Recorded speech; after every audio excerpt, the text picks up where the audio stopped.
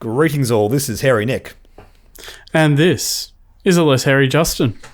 Quick apology for ending that last video so abruptly. We were looking at the time and discovered that we were going on for quite a while there, so we decided to split these into two. Looking at all the new X-Wing points and a few more spoilers as well. On to the Scum and Villainy faction now, with the BTL A4 Y-Wing. We have some new pilots here. Lee Mackay, 40 points. Arliz Hadrazian, 39 points. Padrick at 36. Amaxime Warrior at 33. And the Janita Security Officer at 31. So this is interesting because we've got some weird combinations here. The Security Officer and the Crymora Goon are a point different. That's because the Janata Security Officer has a tech slot. All of these new pilots do, which is kind of interesting. Because the reason for this is they're representative of Y-Wing pilots that existed during the First Order / Resistance era. 39 points for Arliz. Performing a forward arc attack. If you're damaged, you may change an eyeball to a crit, but it's got to be a non-turret attack, so... that means that, you've only got the 2 dice attack, changing an eyeball to a hit, crit, so it's kind of like Fanatical in a way, but... Sort of. And Lee Mackay, if you're not in a ship's forward arc when you're engaging, you may acquire a lock on a ship in your forward front half. I don't know. 3 more points. You just have Cavill. And Cavill's great. I don't know. And... yeah. You're also losing the illicit and the modification slot. Sure, you're getting the tech, but losing a modification slot's pretty big. I do like advanced optics on something like that. It's very, very aggressive, but it's as a Scum player, I really like Cavill. I think it's a very fairly costed pilot and fairly powerful if you fly it well. These just don't strike me as that applicable. I'm not saying they're terrible. I like the generic with the tech slot. That's very interesting to me. Potentially as like a missile carrier with advanced optics or something like that. Look, these Y-Wings are interesting. They don't offer anything... Again, we're a bit of a broken record here. They don't offer anything to pre-existing archetypes. My biggest criticism is hey, Cavill is not that much more expensive, and Cavill is just great. Drea Renthal, only a few more points than that, and she's already had meta play, so... we'll see. It's just a bit... Let's talk about Hawk pilots, because they are way more interesting in my opinion. Ooh, yeah, just scrolling down the page. Mainly because of the way they're costed. So Kanan Jarrus, 42 points, 2 points more than Paylob, and Tapusk, 36 points, 4 points less than Paylob. That's significant. Gamut Key, a couple points less than that. That's it. Tapusk in general, now we've spoken about this. I don't think the ability is too crazy because I think there's going to be times where it just does nothing. But if it's costed effectively enough, it's still an Initiative 5 pilot on a platform that's never had Initiative 5 before. I'm interested in this very much. Yeah. Very, very interested in this. Just run this with Moldy Crow. Also Kanan. Kanan at 42 points. Also the fact he's first light side user. On the Scum faction? Yeah, for sure. It just seems really, really solid. It just seems really, really solid. Both of those options I'm very, very interested in. For me, personally, I'm more looking at Tapusk. Just sort of replacing what Paylob did, but now a bit cheaper. Seems like a really, really solid thing. Like this with Boba Fett and maybe Cavill or something like that. I'm kind of curious about it. I think this could actually offer something very interesting. Okay, we have a new Astromech here in R4B11. So previously R4B11 in first edition was while attacking, if you have a target lock on the defender, you may spend the target lock to essentially make them re-roll any of their defense dice. Kind of like the opposite of what you do with attack dice. Which was a cool effect, but wasn't really that competitive at 3 points back in first edition. The new one is you have the same kind of effect, but you remove one of your opponent's red or orange tokens. And I think that's way better. You can abuse it, but even if they're just taking incidental stress tokens, you can force them to reroll evade results. And green dice are pretty unforgiving. That's going to convert a lot of dice pretty comfortably. I guess the main question is, like, do you have to build around this, or do you just rely on your opponents occasionally stressing their ships and whatever? I mean, you can fly it with Jakku Gunrunners and give them like tractor tokens, that kind of stuff. You could fly it alongside Hawks and jam them. But I think the upside in this is just good enough that you don't really have to worry about that too much. It's 3 points. The old version was 3 points too, but, first edition, everything was relatively twice as much. So it's almost like it's half the cost of this card. 6 down to 3. Wow. Yeah, if you think about it that way, you and not only that, you're also better. Having that thing, from rather than spinning a target lock, you're just using up an opponent's red or orange token. That feels pretty cheaper good. And better. Yeah, for sure. Like, I don't think it's the best offensive mod in the game, but it's cheap enough. It seems relevant enough, so I'm very curious about that. I mean, not only that, you've still got the critical cards which flip over and give you 2 stress tokens, so... Yeah, that's true. That's true. Like, there's just ways to abuse that. Scrolling on down, Protectorate Gleb at 2 points. We mentioned this in the previous video, so you can watch that if you want to see our opinions on that. Spoiler alert, it looks pretty good.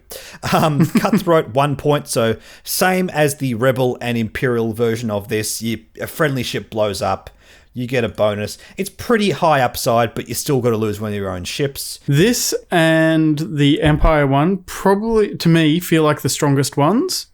Because you build Cutthroat around having things that have the non-recurring charges, like your illicit charges and things like that. Things like contraband cybernetics, that feels pretty good to have an extra contraband cybernetics. I'll just stop you there. I don't think you build around it. I think that's a mistake. I think you have it on those lists incidentally, and it's a good upside just in case.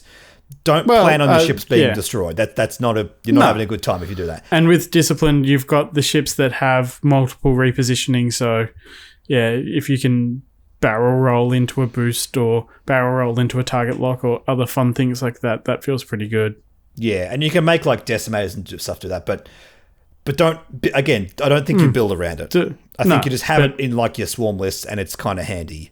I totally agree. For 1 point and a talent slot that you might not already be using, the downside to playing this doesn't seem too steep. I don't think it's undercosted. Like, it's not obviously insanely powerful, but I'm very interested about this. And again, just to reiterate, I love that it's good for new players. I think people who like tournament spikes look at this and go, oh, your ships are going to blow up, it's terrible. Like, no, you're not really looking at it the right way if that's the way you're thinking about it. Yes, our Y-Wing upgrade, the Tfon Belly Run. So this is the card that allows you to function better in combat when your Y-Wing's on an asteroid. You're still, lose your action for flying over an asteroid, so it's not like it's just pure upside. But 2 points is pretty cool. I like that. And the fact that it's multiple factions. You've got your Rebels, you've got your Republic, you've got the Scum. That's it for now. Yes. Yeah. Maybe eventually Resistance, but it's got to have more Resistance at some point. But I like it. I don't think it's obviously busted or anything. As I said, there's still downside to flying onto asteroids, even though this mitigates a lot of it. It's interesting if you're flying like multiple Y-Wings, maybe with, some torpedoes, turrets or whatever.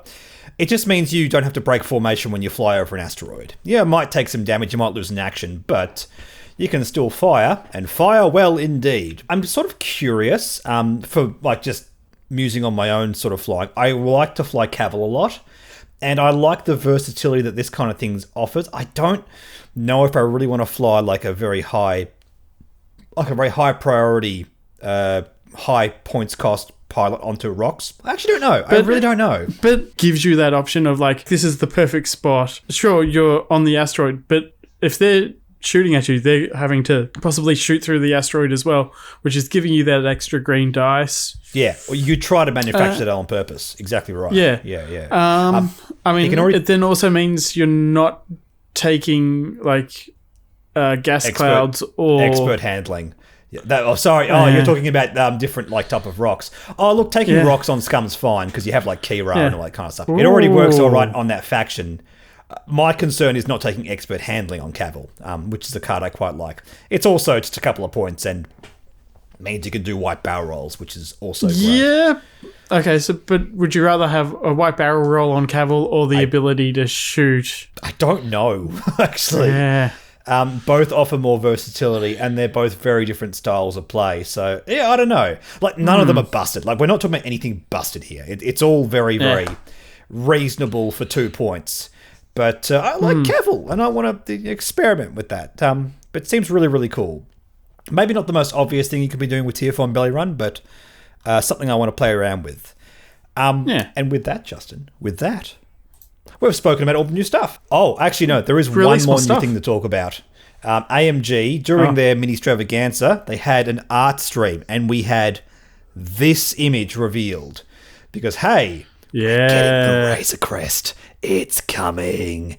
It's coming. They were talking about how they're still like working with the factory and getting samples for the mini. So I don't know exactly how long in the process that is. I'm assuming they've already like done their internal testing for the mechanics, but they're sort of in that last phase.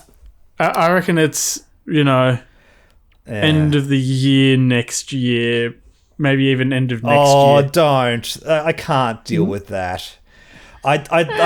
I'm more confident. I'm saying closer to the end of this year. But look, man, we'll see. We'll see. We don't know what else they're working on and whether this is part of the next wave or I'm guessing like the wave after.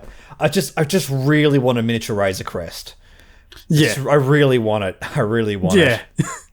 That's pretty much it. I think once that comes out, I think there's going to be a big influx of either new players or a lot of players switching over to Scum. Oh, I'm thinking about like your average person in your LGS, like your Magic player or your Pokemon card player. Everyone knows little baby Yoda in the Razor Crest, and like they're going to walk past the shelf and go, "I want that." I was just going to say, it's either A, it's like I just want that for the model, or it's B, I want that, and I will then learn the game as well. Indeed. Yeah, for sure. That's what I'm hoping anyway. Just closing out our thoughts on these new points, I think the Scum Hawks look very, very interesting. I think the Rebel A-Wings also look very, very interesting. I think they're the two major winners out of this, if I had to make a call there. I reckon there's some new Interceptor stuff going on that I'm quite happy with. Sure. Also, the fact that Sensitive Controls has come out for 2 points. It's on the Interceptors and it's on the Silencer. That's great. That's legit. That is so legit. Yeah. It's going to be great. With all of that in mind, thank you all so much for watching. Hope you enjoyed it. Hope that we inspired some list building. In the meantime, as more develops, we'll talk about it, as we always do. Thank you for joining me, Justin. Don't forget, pleasure. Like, subscribe, ring the bell, follow us on all the social media and the Patreon, all that stuff, all the good stuff, just down there in the description. With all that out of the way, me and Justin will catch you in the next video. Bye.